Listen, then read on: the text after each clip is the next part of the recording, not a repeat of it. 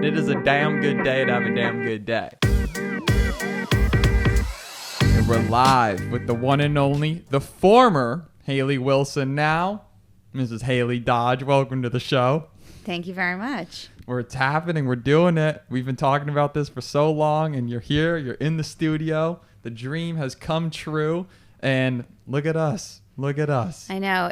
It's crazy to think that my friends Lindsay and Carlos used to live here, and now you've done it up, and it looks so good in here. The studio looks really professional. Paint, everything. It's so crazy that your friends lived here. I know. And that's why it was so nice that you bought it, because like we're all still friends with Lindsay. Like I know if she came to Miami, she'd want to see it again. Carlos lives around the corner. It's a good feeling. Yeah, it's great feeling. The neighborhood is great.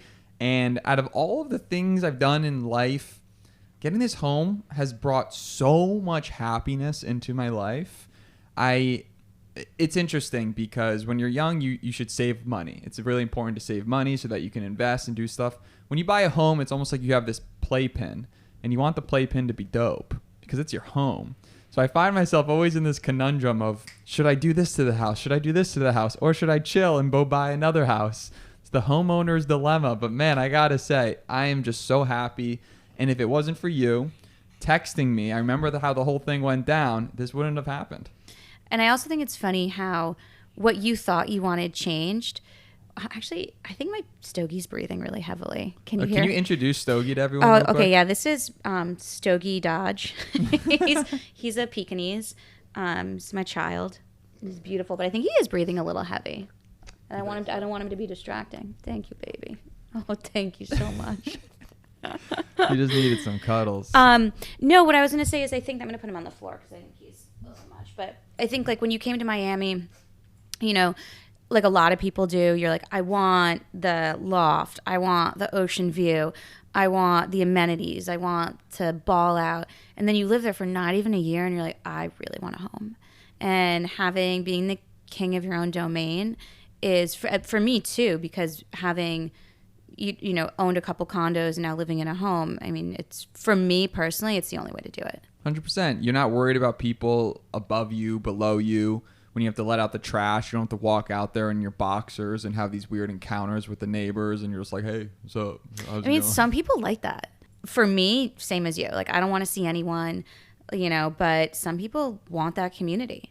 I mean, the upside of the condos is that you have zero worries in the sense of there's no pipes bursting and you're not running into any issues. It's very turnkey, right? So I guess it's all about what you're looking for. Yeah, I think you took on a big responsibility owning this home at a very young age in your life. And it's really impressive. But it wouldn't have happened, and I wouldn't have been able to acquire such a home without you. I mean, you made it happen. You're the world's best realtor. I mean, I say it night and day. Everyone and their mom is a realtor these days, right? Anyone can become a realtor. Very few people can ever do it successfully. And the way you showed up to help me purchase this home, go through the process, was nothing short of outstanding. And every single person that I refer you to and that you talk to says the exact same thing. You're a shark. You're an absolute wildebeest of a real estate agent. You do not let anything, you make things happen. It's truly impressive. Well, thank you. I appreciate that. And you've come a long way, all the way back from Macy's.com. I know. It's really funny.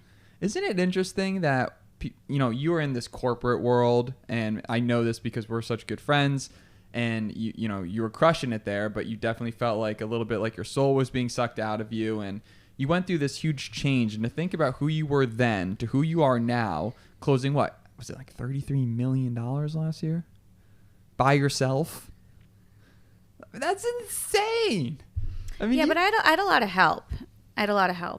I was definitely listless and lost in San Francisco, for sure. And I think that if I hadn't had that big medical change in my life and I had met Matt, I don't think I would have made this. I don't think there's no way I would have ended up in Miami. Florida was always a place I loved, but my family vacationed in St. Pete and Tampa, and you know, it was like staying in motels. It was not fancy. I'm here because Matt brought me here, you know, and I was ready for a change. And I'm someone who, like, my mom jokes that like that's what gets me off, like making big decisions. Like I love making big decisions. And and it's weird because big decisions have generally come in the form of moving to a different city. And now I've been here going on 6 years with no desire to leave. And so I'm just trying to figure out other ways to get that high, right? Because I like changing it up. It's interesting when people know what their toxic traits are. I know. I think that like when I was younger, maybe it was more exciting than it is now. And now I have like a husband, and we'll probably have kids. I can't keep, You're going to have changing. kids. That's going to be a big decision. I hope so, yeah. That's going to be a big decision. You got a lot of big decisions coming up. I know. I know part of you wants to still just pull the trigger and go to St. Pete, though, or Tampa. I mean, part of me likes that low-key lifestyle. Part of me really, I did not grow up,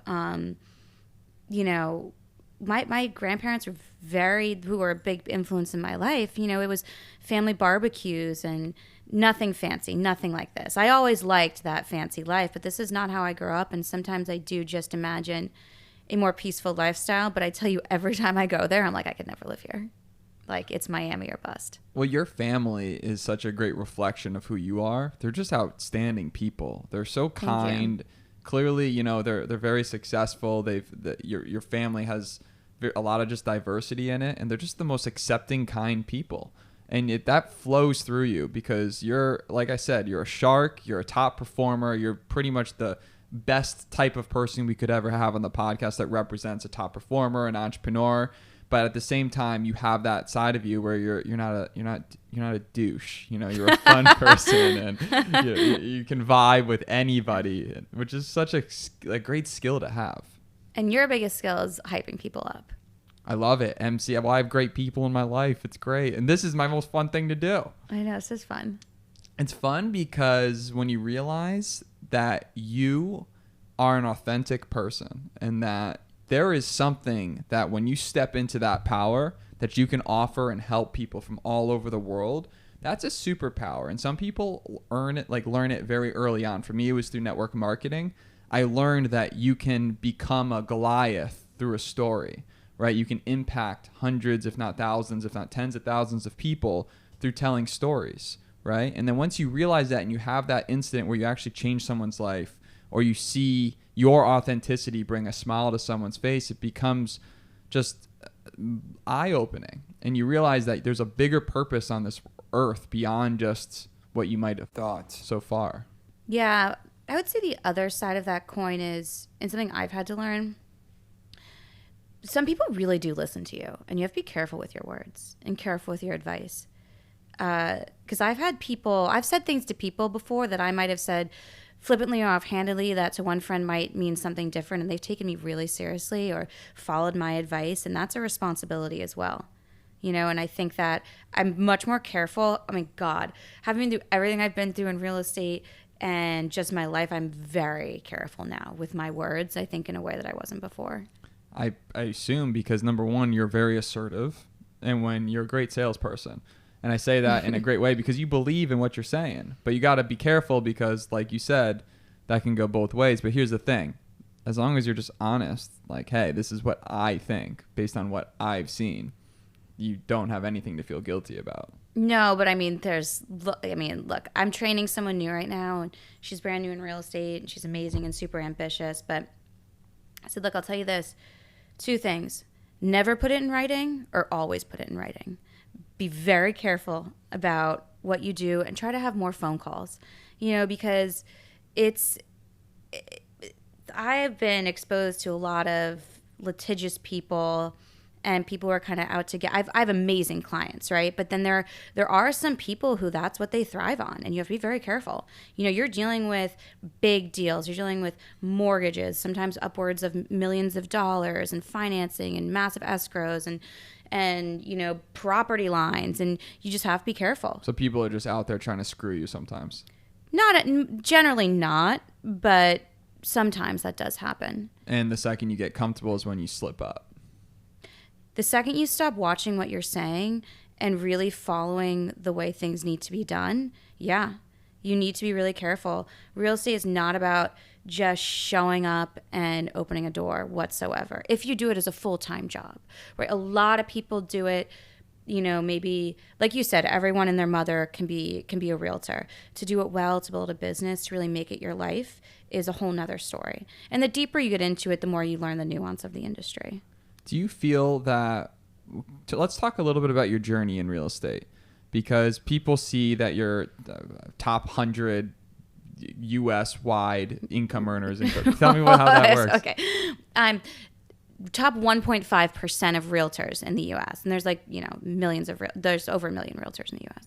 I'm top 100 in my brokerage and Compass. With Compass, yeah. Yeah. So I am, and granted, it's just me. I've had one person filtering in and out, team building. That's a whole nother can of worms that has been one of the biggest challenges in my career. But yeah, I mean, I've been doing for the relatively small time I've been doing it. I've had success and I've been really lucky. I've been lucky. I really do. I believe in luck. I think luck is so much of life. Luck is real. Luck is life. Luck is life. But you can put yourself in a position to get lucky. Right. But I really think luck is like 99% of life. That's aggressive. I do. I really do. I mean, and then 0.5% what you're born with and 0.5% hard work. But besides that just being funny and you being a humble queen, I mean, when you go back, like, let's talk about, you had the thing with your stomach and you went through this hardcore procedure and then you met Matt. And then there was that period I remember where I don't believe you were really earning anything. And like you guys were living in Miami at the time, the two of you, while you were getting your real estate license and getting ramped up with that. But you started at ground zero with no help learning this thing. What made you even decide to put and step your foot into the door of real estate? So yes. So when I was living in San Francisco, I had a kidney transplant, it changed things for me. I'd met Matt and I was just not feeling fulfilled in San Francisco. I was working at a company where I felt there was a lot of fat. I didn't see a lot of productivity. I saw people getting paid, checking out at 3, associate manager, assistant manager. I just thought it was all bullshit. And Matt said, what are you doing? I originally moved to San Francisco because I thought it was so cool and my best friend lived there, but that dissipated. We're not even going to talk about San Francisco. No. But we moved to Miami and I didn't know what I was going to do. I was looking into other beauty possibilities. And then, real estate is in my family. Matt's mom had even encouraged me to do it. And Matt really encouraged me to do it. And Miami just felt like, I guess the biggest thing is that when I was moving here, and it's different now, but there wasn't a lot of professionals in Miami. And if you could just show up on time and be assertive, there was this sense that you could be successful. It's now changed because we have a much more educated pool of people living here. But yeah, when I was living here, I had savings. I wasn't a complete louse. But Matt was the one who, I joined Compass because I only wanted to be with the best brokerage, tech-focused brokerage. But, no one gives you business. And Matt said, why don't you try doing online leads, which is brutal. I mean, online leads is cold calling at its worst. But he paid for my online leads. He even paid my taxes my first year. But I started, with no network, and I did online leads like it was my job. I mean, running out the door, meeting people, and on top of that, going to every single open house I could go to, just exposing myself to inventory and really hustling hard to provide value. That's how I started, at the bottom. I mean, going to neighborhoods I have no business in, going to Hialeah, which is, if you are not fluent in Spanish and Cuban and know that neighborhood like the back of your hand, you do not belong in Hialeah, but doing deals in Hialeah, And now I'm training someone on how to be successful in that world. But it's tough. It's tough. So with the thing with cold calling leads, so basically companies have sort of these capture pages that say if like a Zillow or something along those lines or Trulia, and if you enter your information, that lead is then essentially sold to realtors that want to call. Is that how that works? It works like this. So in general, it's great being a listing agent. Right? Because the listing agent is the one who has the property. At least in Florida, the seller pays the buyer's agent's commission. You could work as a buyer's agent and never get paid. You could work as a buyer for years. As I have many buyers who have been, in and out of my sphere for years. So generally, and in Florida, we share a public listing service called the MLS. The MLS and all these public listings are disseminated to every single platform, Zillow, Realtor, Trulia, whatever it might be. Now, as a buyer's agent, you can pay to buy leads. There's a couple ways to do it. And I don't know exactly if it's still the same, but on Zillow, they will show possibly your face or your info next to a property so that the person who's looking at the property will be directed to you. On Realtor, you truly just buy leads. Now, there's some gray area here. A lot of listing agents don't like this because they want the buyers to come directly to them. But the honest to God truth is, and I've represented many people on both sides of the deal, you being one of them, it's always better to have an agent who is specific to you, right? Like if I have a listing and a buyer comes directly to me, you become a transaction agent, and that's not allowed in every state. It is allowed in Florida, and you just represent the transaction, not one party. But you really are better served having someone represent you as a seller or represent you as a buyer. But yeah, that's how it works. These are buyer leads that you buy. You buy them in zip codes. Some people spend hundreds of thousands of dollars a year buying it. And that's how I built it. So you're saying you're better served, besides the weird place, which is Florida, to have a buyer have an agent and a seller have an agent in that scenario. Yes. Than to have one buyer or one agent facilitating both sides of the transaction. Yeah, I mean, think about it. They're loyal to the transaction. They're not loyal to either party. You want someone fighting for you. If you're a buyer who's at a really bad inspection and you really need and want money to fix these items, you want someone on your end who's going to be able to articulate that. If you have an appraisal that's underappraised, you want someone who can fight for you and reason with the other party why there needs to be an adjustment to help you personally through the process. It's not that it can't be done. Being a transaction coordinator is great. Like, hey, it's more money, right? But in general, you want someone representing you. Yeah. What has been sort of one of the, when looking at the process of negotiating, say on the seller's behalf or on a buyer's behalf, what have been some of maybe the lessons you've learned to be more effective and communicate more properly so that, number one, you're not coming off too strong, but at the same time being assertive? I think that, I'll talk about something I learned early on. It was very humbling. You really need to know the mentality of the person on the other end of the conversation. I'll give you an example. I was negotiating a high-end, multi-million-dollar condo purchase for a buyer. Now, this buyer, he was a finance guy in New York. He was pretty aggressive, but had been totally professional with me, very happy with me. I toured with him for multiple days while he was in Miami. Finally, we came to an agreement that this was the property he wanted to buy. So I got in touch. I knew the listing agent. We were in the same brokerage. And because of my relationship with that agent, we were able to work out a deal within 10 minutes. So I called this guy. This is my second year in the business, all excited.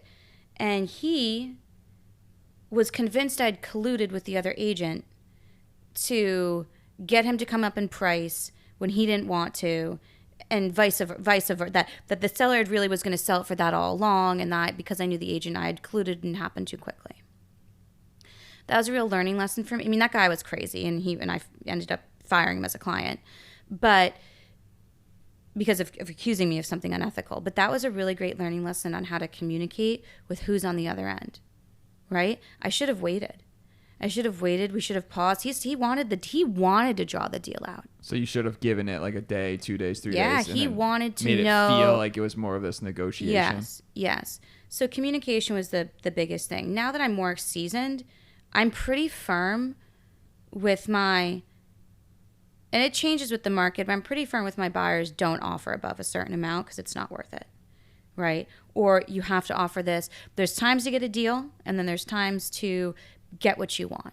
Sometimes you may pay more to get what you want, and in certain markets, there's time to get a deal. It's really just being familiar with pricing, certainly on the buyer's end. On the seller's end, knowing really what their home is worth and being attuned to the market. We are coming out of a pandemic fueled market where people had a lot of savings and interest rates were low, and it was bidding wars for every single property. I've never experienced anything like that. So sellers got greedy. And now I have sellers coming to me and they're wanting to list things for really high when the market's not going to sustain that. So it's hearing them out, but also being pretty firm, because nothing makes a listing look worse than accumulating days on market or having to take multiple price cuts. So you have to be firm, and I'd rather lose a listing for refusing to list it overpriced than put something on market that makes me look bad and hurts my reputation.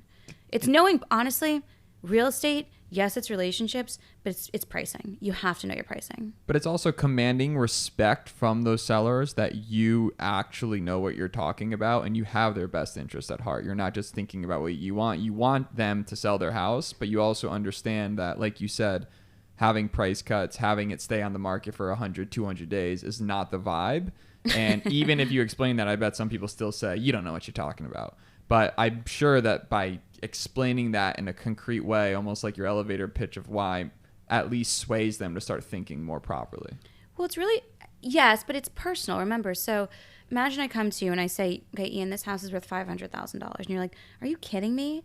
I just bought this for $400,000 and I put in $150,000 worth of customization. I'm like, and to have that conversation, you over improved. Right? It's very hard to get your money back if you over improve for the market you're in. I mean, that's not the case with you. You're in an appreciating market. You're going to make a killing if you ever sell this house. But the fact is, selling is personal. You know, maybe you put in like a reflective mirror ceiling that you think is the coolest thing ever, but I know it's tacky and it's got to go. But it's cost you $50,000. You know, that's why I'd say for when you're getting started out in real estate, as you're coming into your late 20s, 30s, whatever it might be, try not to be, unless you see this as your forever home, don't do anything insane. Don't do anything that could possibly hurt your value because it's so specific. And we sugarcoat that when something is grotesque. We just say it's very taste specific, right? And taste specific isn't good. You know, that makes it harder to sell. Like you're going to need to find the buyer that wants the giant gorilla statue in the front yard. There's someone out there, but probably not everyone. Right, exactly. So be careful if this is not your forever home.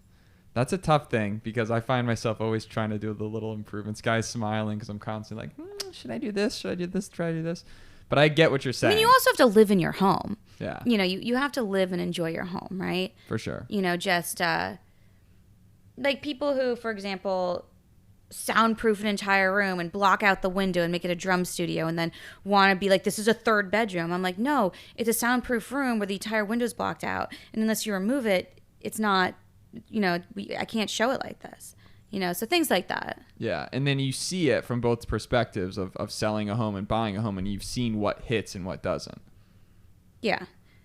Do you feel a lot of that just comes with just getting your licks in, just constantly showing up and just getting experience going through these processes? Or do you feel that a lot of it is the education and the coaching you're getting? So, for example, you're training an awesome all-star on your team, which you've been so excited about and you're fired up about because the Hayley Wilson group is expanding. Hayley Wilson. I keep saying Hayley Wilson. I'm Hayley Dodge now, baby. Hayley Dodge group is expanding. So do you think that at some level, for someone new, for your mentee, she's going to have to just go in there and get her face kicked in by people just being rude and just the process of going through the getting skin in the game, which is what you need when you're in, especially like real estate? Or do you think that by having specialized coaching, you can truly lower that learning curve significantly?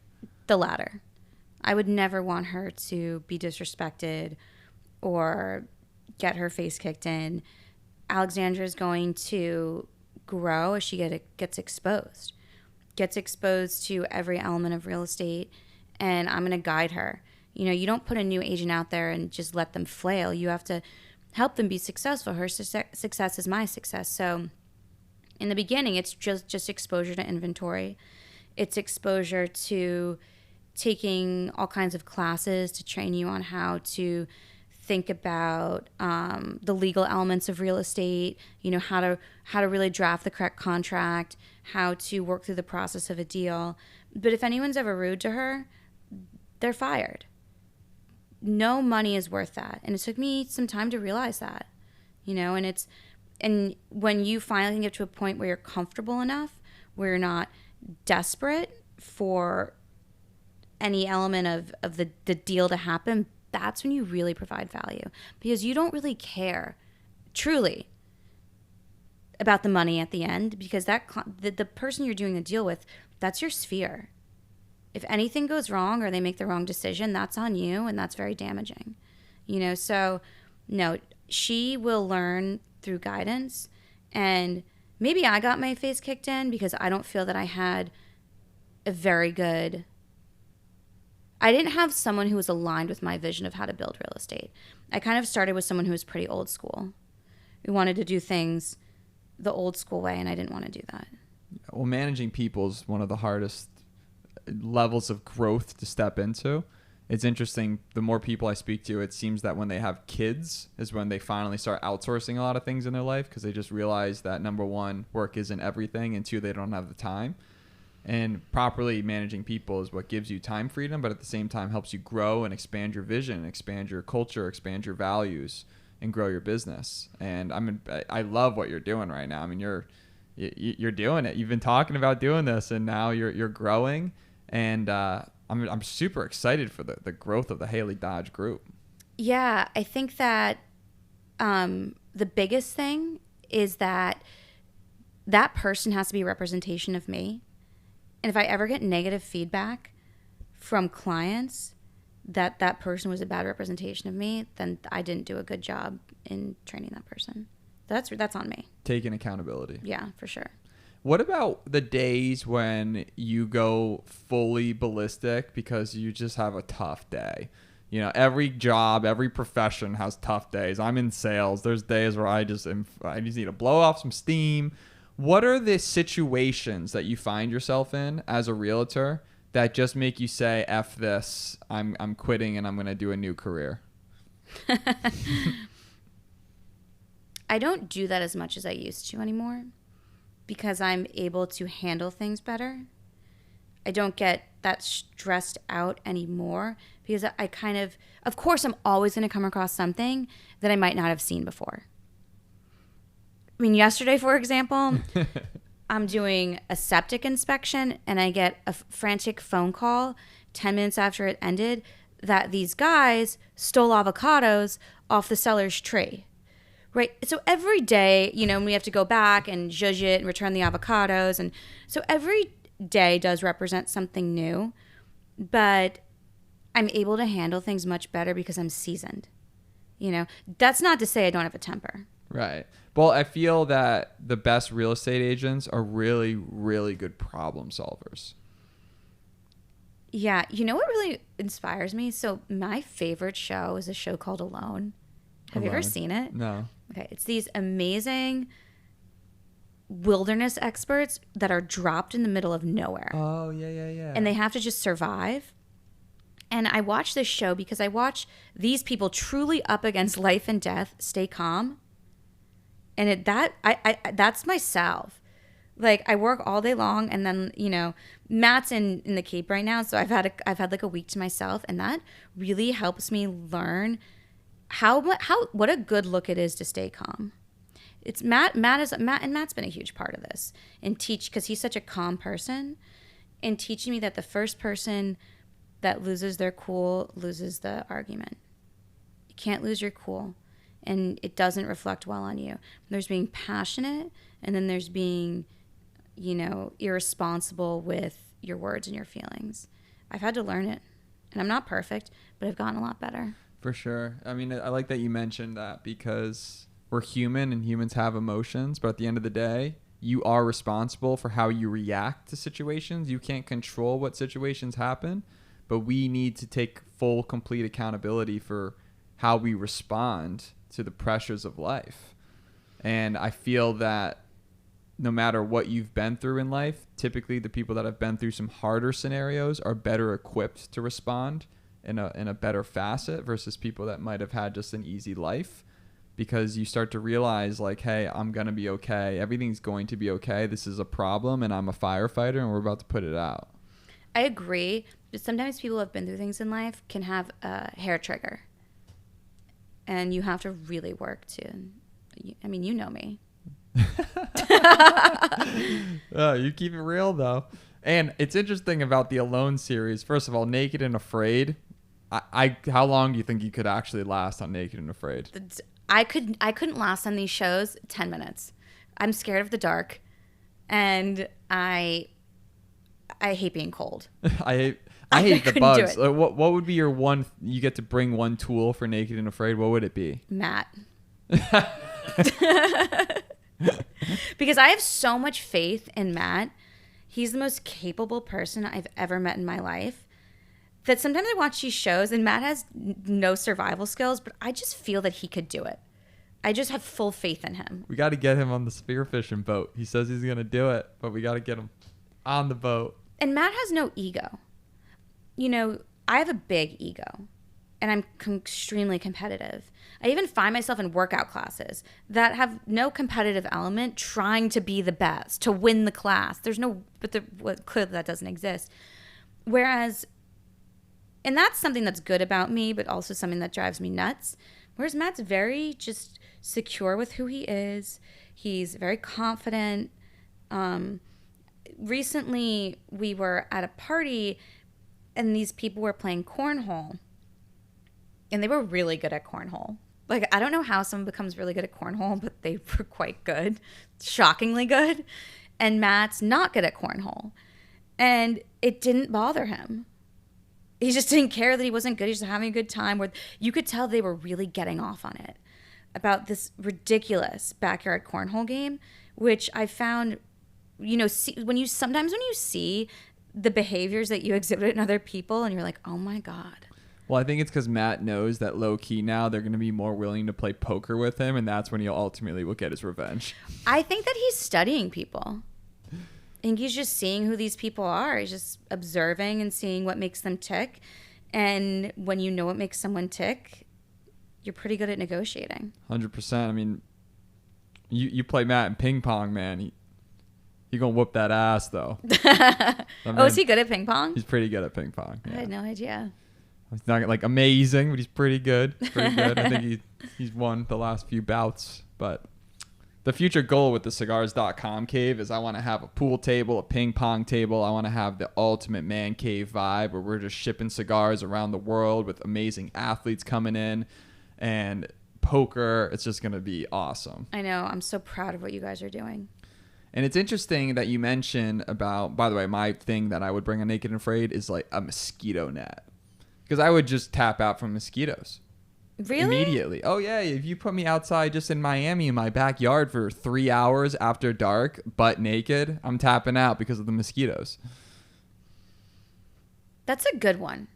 But if I can protect myself from skeets, then I'm cool. I mean, I've never seen Naked and Afraid. The reason I say, Maz, what kills these people on these shows is loneliness. These badass people. It's the loneliness that kills them. Who's the guy that was on Joe Rogan's podcast? He killed like an elk or something crazy on the show. He like trapped some boars. Oh, like Roland? He was like the season winner. Oh my God, it's probably Roland from Rock House. I'm sure I know who it is. Guy was such a badass though, and he just kept it so real. Because being out in nature definitely reminds you that, hey, look, all of these fictitious things that we put in these societal constructs of like making money, being successful, and like living a certain lifestyle is all just like some human bullshit. But what really is deep in our system is the hunts and providing for our family. My friend Josh, my chiropractor homie, which we had a great time with recently. Yeah. He was saying that one of his most amazing experiences was recently. He's my spearfishing buddy. He bought a boat, and we go spearfishing at least once every 2 weeks. And he speared some snapper, and he said, there was something unbelievably satisfying to see my wife and my child eating the snapper that I just speared in the ocean. He's like, it's a feeling that I just can't explain to anybody. I get it. Just deep in our primitive sense of providing. I'm a provider, for sure. I have that very much within me. What you also are is you're an entertainer. Whenever we go to parties, the crowd forms around you. You naturally have this ability to take 5 or 6 people and just start. You have the gift of gab. I get that from my mom. You know, my mom's in theater, very spiritual, always the center of attention.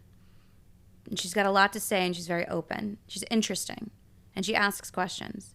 I think the more you become an adult, I was raised with manners. Manners were everything in my family. And one of the great things about you, obviously it's your business, but even beyond that, you ask questions. Shocked to find as an adult, very few people have that skill. Most people don't ask questions. Most people are very comfortable to sit back and let the conversation flow towards them and contribute very little in the way of curiosity. That's interesting because I've also noticed that people that talk about themselves is such an ugly trait. You know, if there's 3-4 new people in a room, I'm just trying to learn who these people are. What do they do? Like, what are their experiences? I'm trying to talk about myself as little as possible because you should be listening more than you're talking.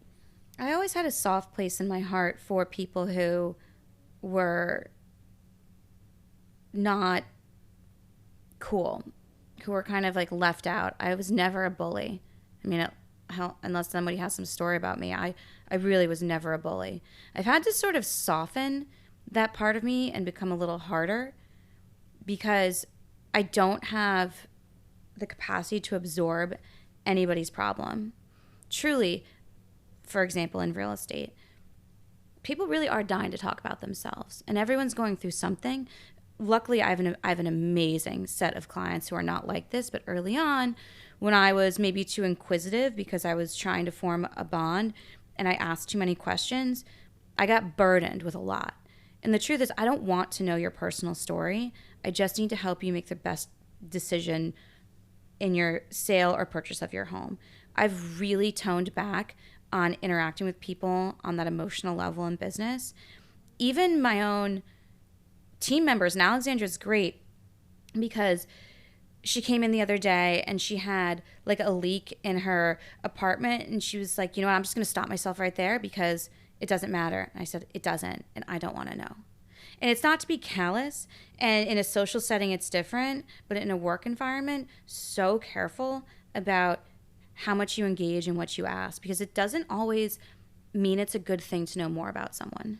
It's interesting too because your emotional capacity is only at so high, and now all of a sudden if you add an emotional scenario or spark into a situation where you're trying to negotiate a deal, or you find out this person's just been through a divorce and like they're buying this house out of like spite of their recent divorce or a death in the family, and now all of a sudden it just adds unnecessary sort of pressure or drama to a scenario where at the end of the day your job is to get the best deal for both your clients, whether from a seller's or from a buyer's perspective, and having all of that extra baggage is only going to weigh everything down and fog the clear picture, which is getting the best deal for your clients. Exactly. And I'm an emotional person. If I know that there's something going on in someone's life, I will internalize that. I might not come across like it, but I do. I really despise this millennial trait of, because we are millennials, constantly having to share how you're feeling. I don't care. I really don't. You're lucky if you're blessed in your life. You have 5 people who genuinely want to hear what you have to say, who genuinely have the capacity, because most of us just want you to buck up and get it together. And I know a lot has been said about mental health and softness and all of those things, and I have my own thoughts on that, but not in a work setting, and even less so in social settings these days. I think it all comes down to the individual. Some people thrive on that emotionalness. It's their gig. Other people have a small circle. Like, for example, my brother was a very, very small circle, 5 people on it, but he's the ride or dies for those people. But very quickly, if you F that up, like, you're out, And me, on the other hand, I have a huge circle, But at the same time, I get what you're saying. I mean, in life, we don't. You sometimes mention some things about friends. You never say names, right? Because you're always like respectful, but you'll bring up a scenario of someone saying, hey, I'm doing this exercise where I have to fake, mentally break up with you. I remember you telling me something about one of your friends who like mentally break up with you, and you're like, we'll just use the word Joe, I don't have time for this. This you don't need this. You're amazing. You're a great person.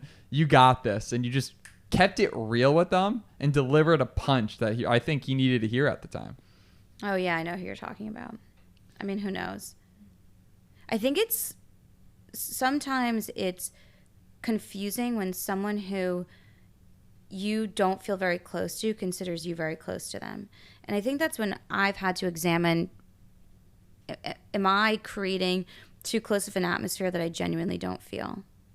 I've gotten in the habit recently of writing down the things I have to do and the things I want to do, and really trying to pull back on the things that I feel like the things that I genuinely don't want to do. Like sometimes I have social events, I genuinely don't want to do them. Unless I feel that it's productive for my business, no, I won't go.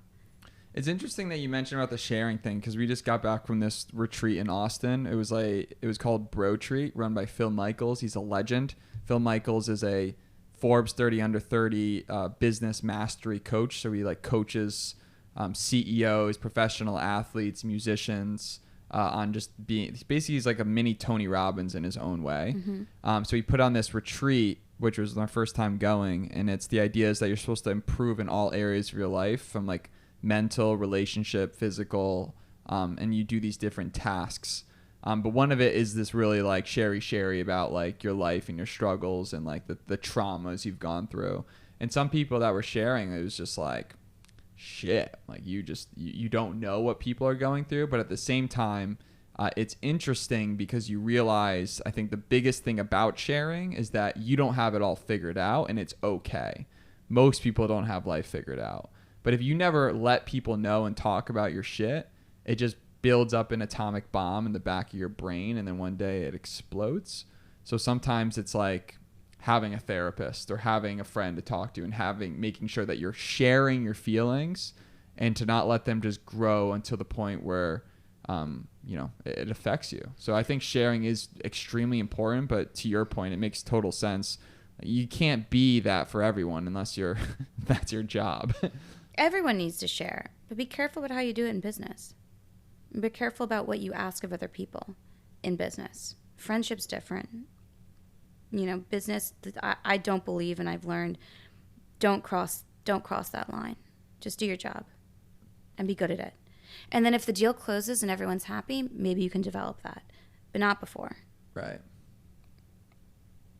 There it is. There it is. Hayley That's Dodge, my coach. baby. I mean, but that thought process and that mentality is what's afforded you to be able to make these crazy deals. I know you don't give yourself enough credit because you're always looking to get to the next level, which is why you're a great leader, which is why you've been able to build such an amazing, first of all, I love the new branding.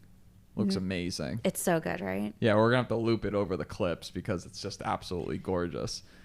But your ability to be tenacious and go for those big deals, what else do you feel has to come with posturing on some of these deals? Does posture come into it when representing a seller or a client? Or what do you think is other tips that you would have for realtors to really set themselves on fire in their first year of business? Oh, their first year? Your first year, you have to work online leads. You have to eat.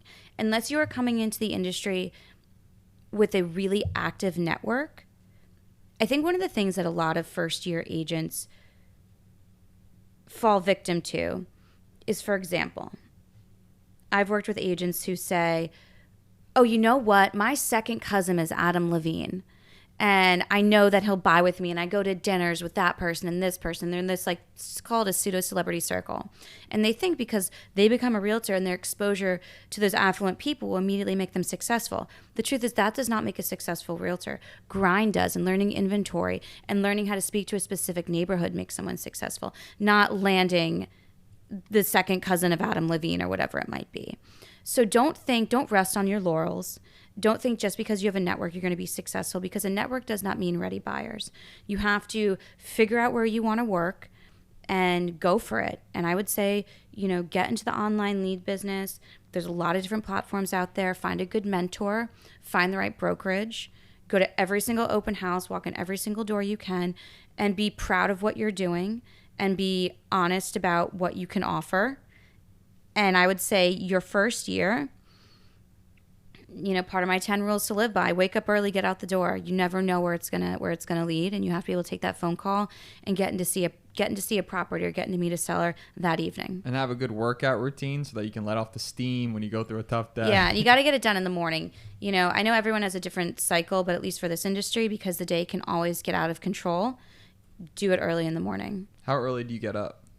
I'm not like The Rock, but I go to Barry's almost every morning. I do Guy. He's amazing. 7:10. There's a bunch of instructors I like. Derek, I did 8:20. So, 7:10 is really when I like to be hitting my workout, in the office, if I'm in the office by 9. So it's not super early, but it's early enough where I'm getting up at 6:30, or Matt's getting up and then waking me up. Yeah, Matt gets up and lets the little teenies out. But just doing your responsibilities. For me, like, my mental health is working out. And you started Hayley's boot camp. Oh my God! Don't even talk about Hayley's boot camp.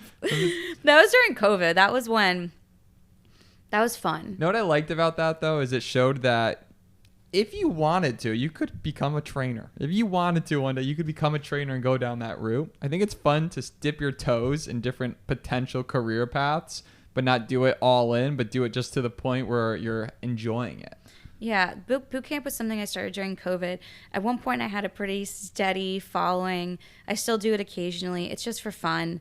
It's never going to, I daydream about it, but it's just not where the money is. And it's not where my core competency is. It's just for fun for me.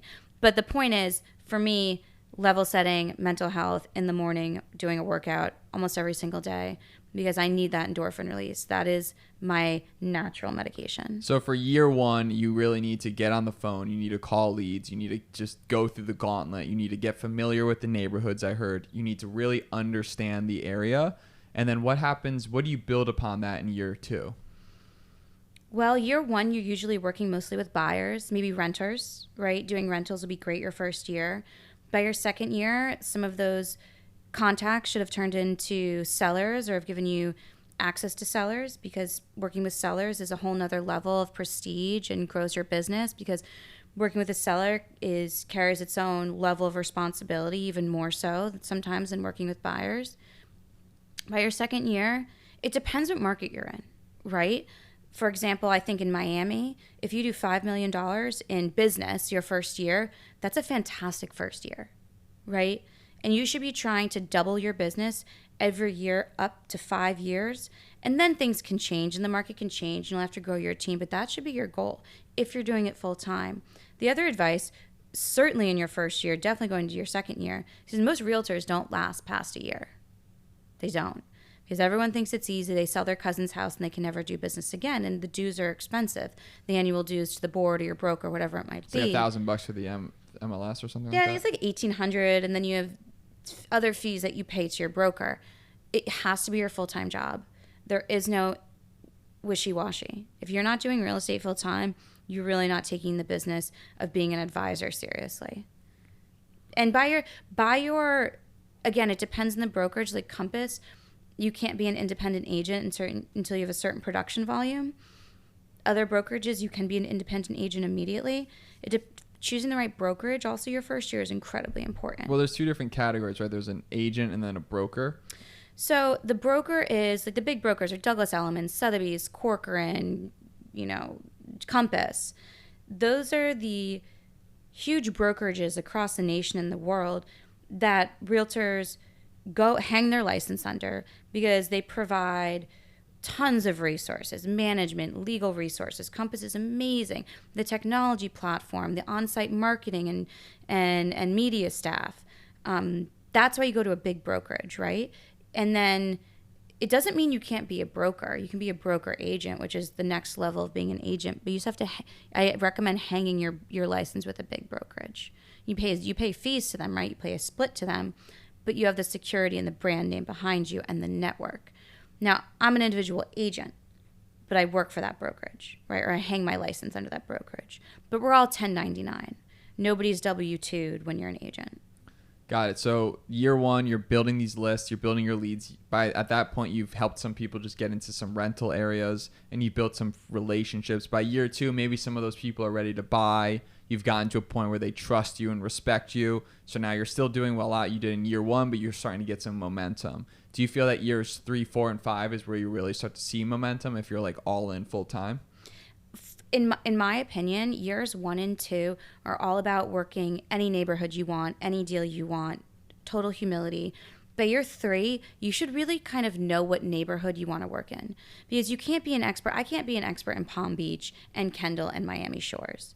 I can help you do a deal, but do I know the street that you want to live on? No. Do I know the specific line in the building in Midtown the way I do, down here? No.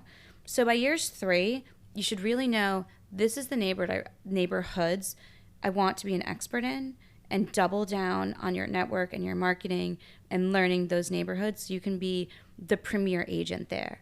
And then hopefully by years 4 and 5, you're building your team, you're expanding to different territories, and you've really stepped into becoming a leader. That's a successful track. Many people never get there.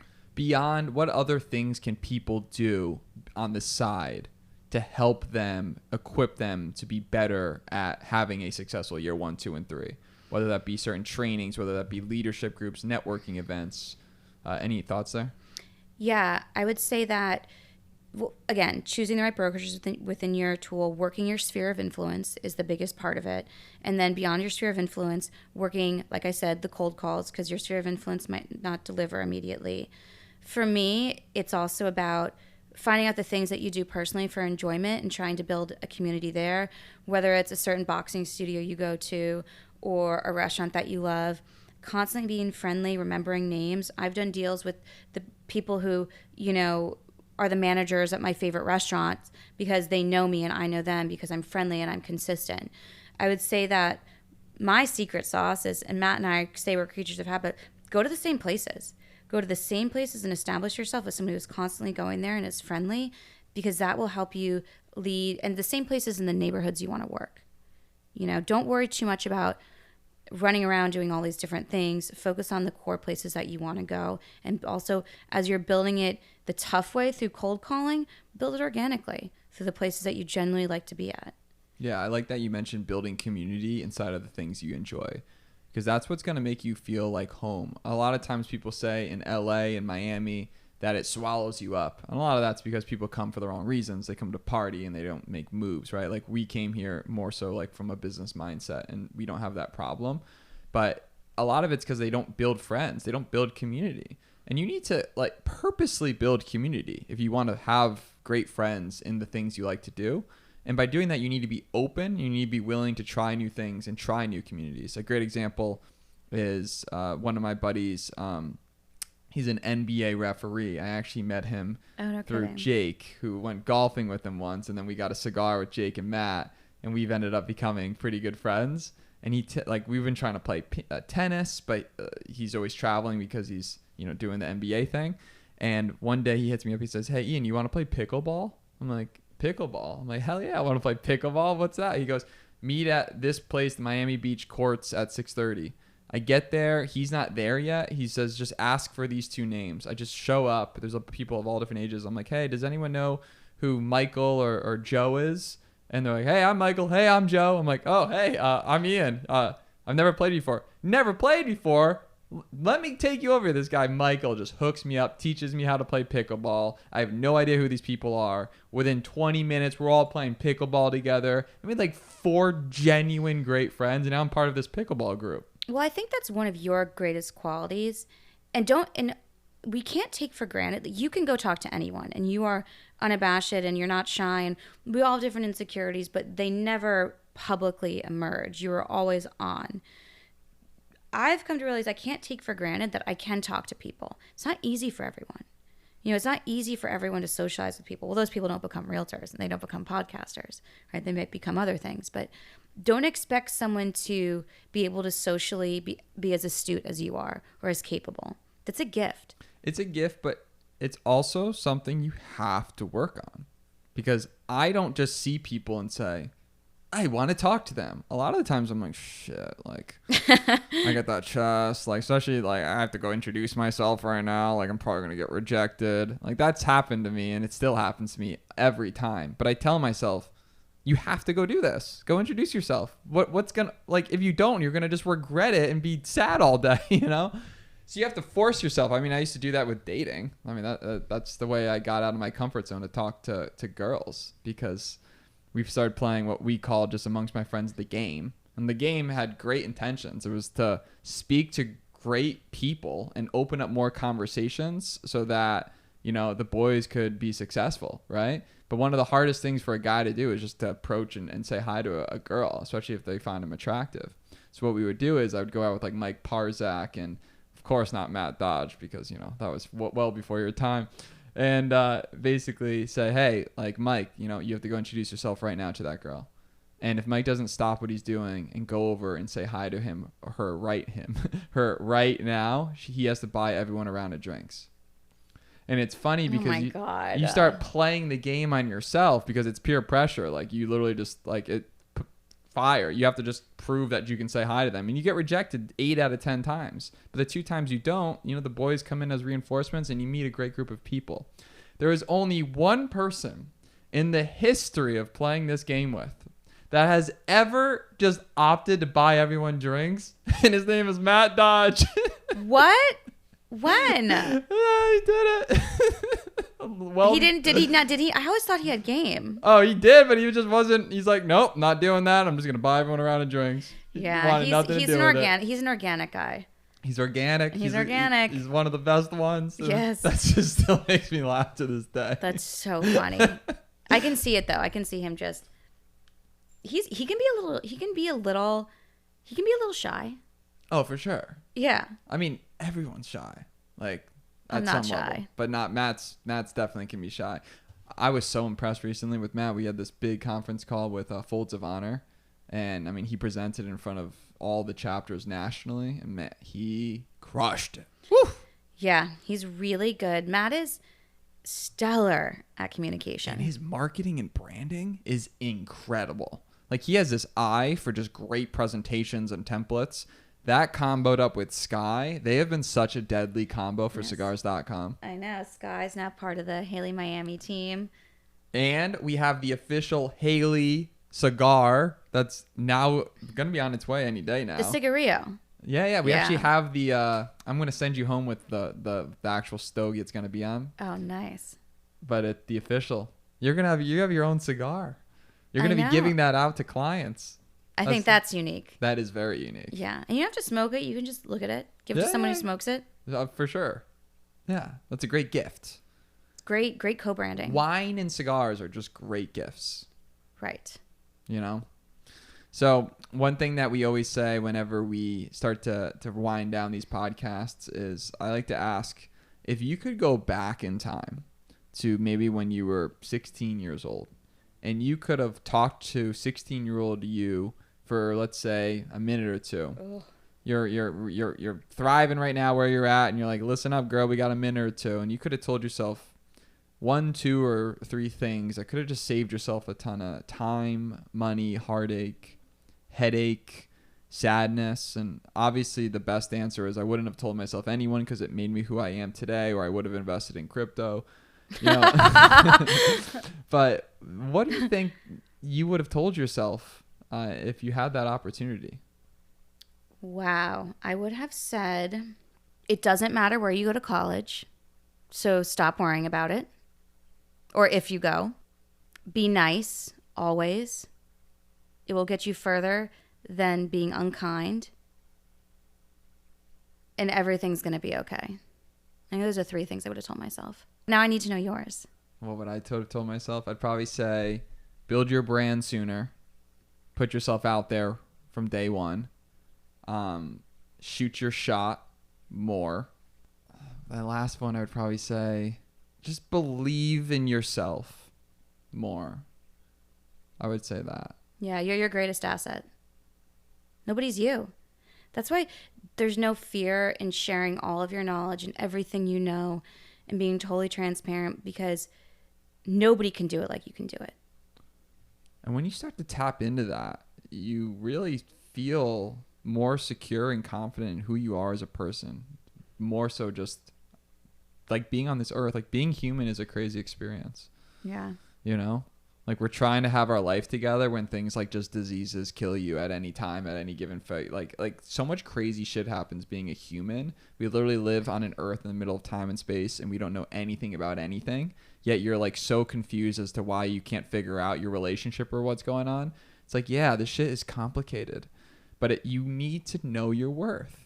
If you know your worth, you have such a better shot at finding happiness during our short time around this globe. I agree. Hayley Dodge, everybody. How can everyone follow you? How can they follow the real estate journey? Hayley Miami. Hayley Miami everywhere. Hayley Miami on my social media, website, everything. And I've said it. And I'm with Compass. And yeah. I've said it a million times before. I would not have this beautiful home with this amazing just lifestyle if it wasn't for you, Hayley. So thank you for making that happen.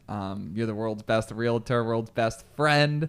And I can't wait to bring my future abuser on dog over to that pool and break your liner. Thanks, E. Appreciate you. This is a damn good day to have a damn good day.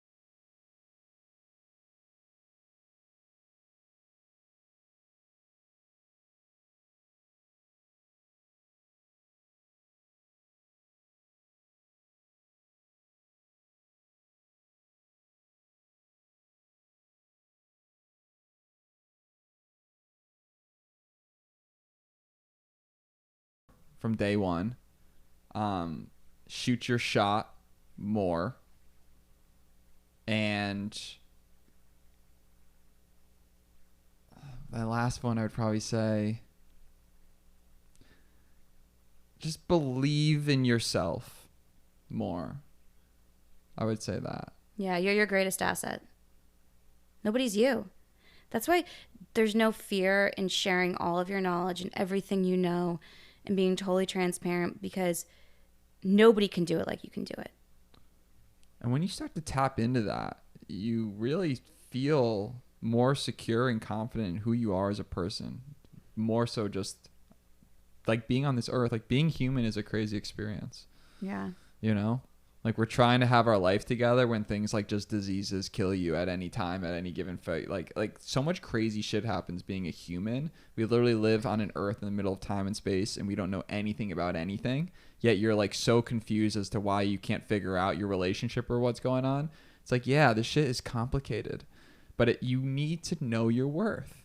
If you know your worth, you have such a better shot at finding happiness during our short time around this globe. I agree.